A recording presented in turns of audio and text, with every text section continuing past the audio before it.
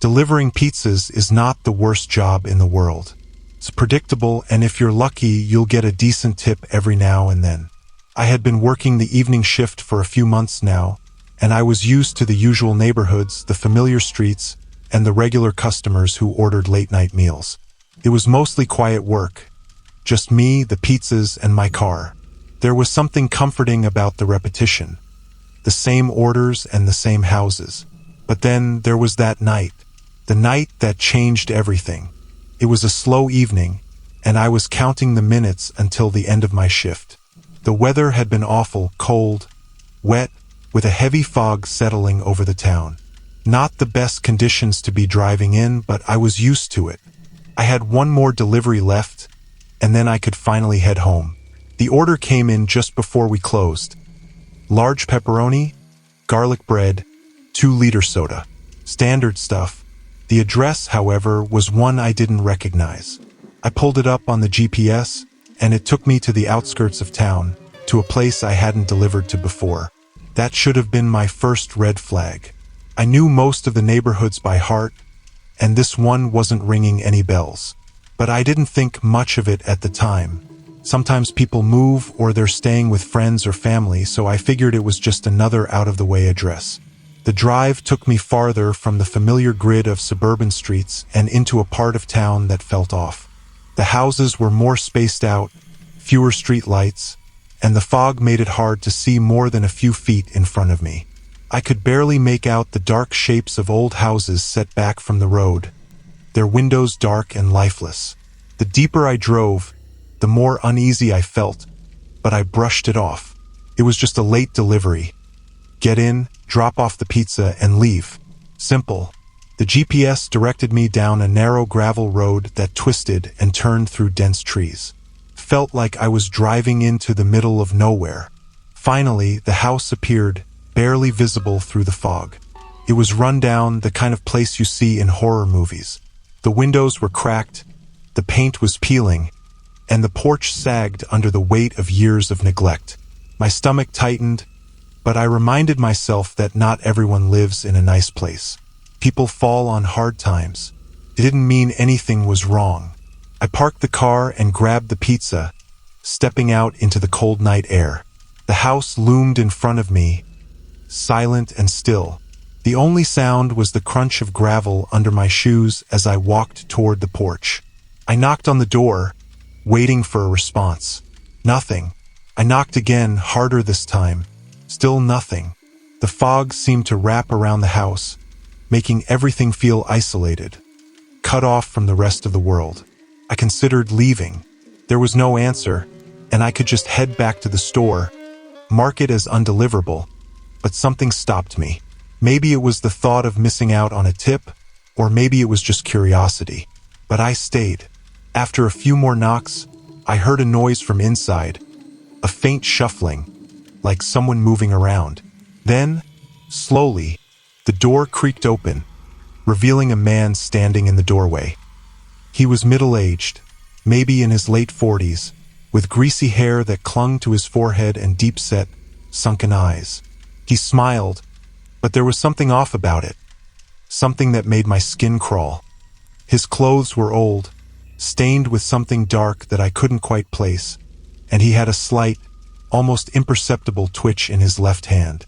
"You're right on time," he said, his voice low and gravelly. I forced a smile, trying to ignore the unease building in my chest.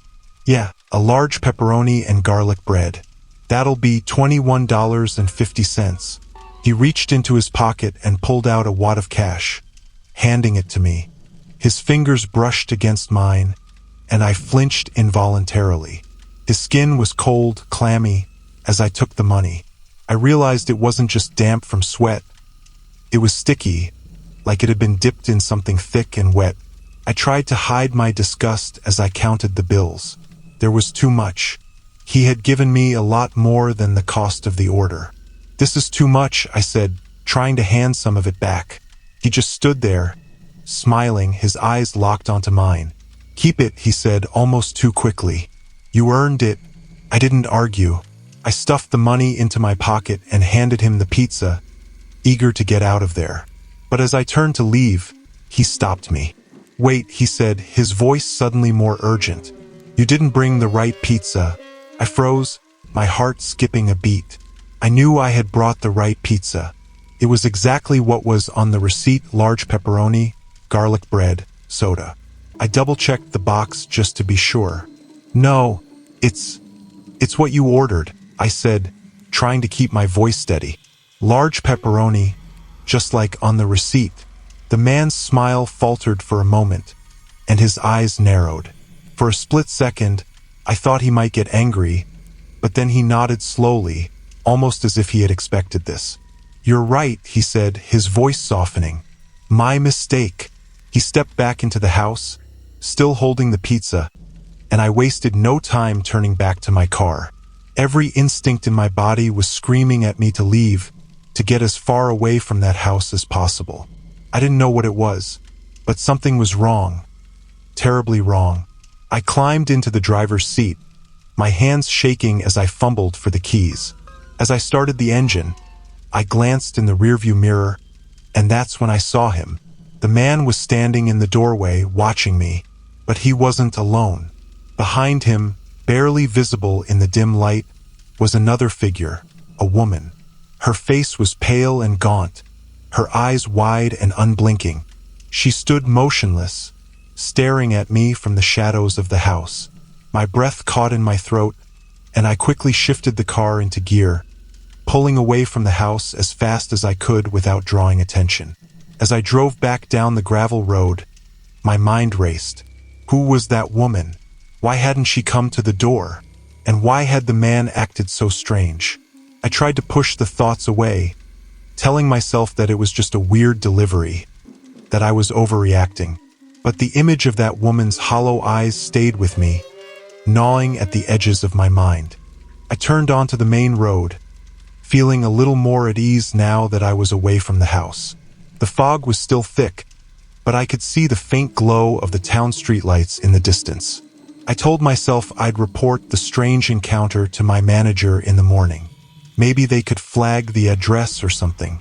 I wasn't planning on ever delivering there again, that much was certain. But as I drove, something caught my eye, something in the rearview mirror. A dark shape moving just behind the car, barely visible through the fog. I glanced back, but there was nothing there, just the empty road behind me. I shook my head, trying to calm the rising panic in my chest. It was just the fog playing tricks on me. I was tired, and my mind was making me see things that weren't there. I needed to get home and sleep, that's all. But a few minutes later, I saw it again. This time, there was no mistaking it. A figure was standing in the road behind me, far off in the distance, but unmistakably there. I pressed the gas pedal a little harder, trying to shake off the feeling of dread that was creeping over me. I didn't look back again. By the time I got back to the pizza shop, the place was dark, and the night manager was locking up. I parked the car and hurried inside, eager to get out of the cold and into the safety of the warm, brightly lit building. "How'd the last delivery go?" the manager asked as I walked in, his voice casual. I hesitated, debating whether or not to tell him about the weird encounter, but something stopped me. Maybe it was the look in the man's eyes, or the way the woman had stood there motionless in the shadows. Something told me that talking about it would make it worse, so I just shrugged. "Fine," I lied. "Just a regular order." He nodded, not pressing the issue, and handed me my tips for the night. I took the cash without counting it, eager to get out of there and head home. As I walked to my car, I couldn't shake the feeling that something was wrong, that I had left something unfinished. The drive home was uneventful, but the unease I felt didn't leave me. Even as I pulled into my driveway, the image of that house, the sagging porch, the peeling paint, the cracked windows, lingered in my mind. I tried to push it away as I climbed the stairs to my apartment, telling myself that it was just a strange encounter. People are weird sometimes, it didn't mean anything. But as I fished my keys out of my pocket, something fell out with them. A small piece of paper, folded neatly in half.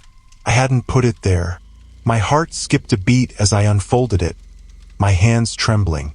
Scrawled in messy handwriting were 3 words: "Your next driver." I froze, the paper slipping from my fingers and fluttering to the ground. I spun around, half expecting to see someone standing there, watching me from the shadows. But there was no one, just the fog, swirling silently around me. "I don't deliver pizzas anymore,"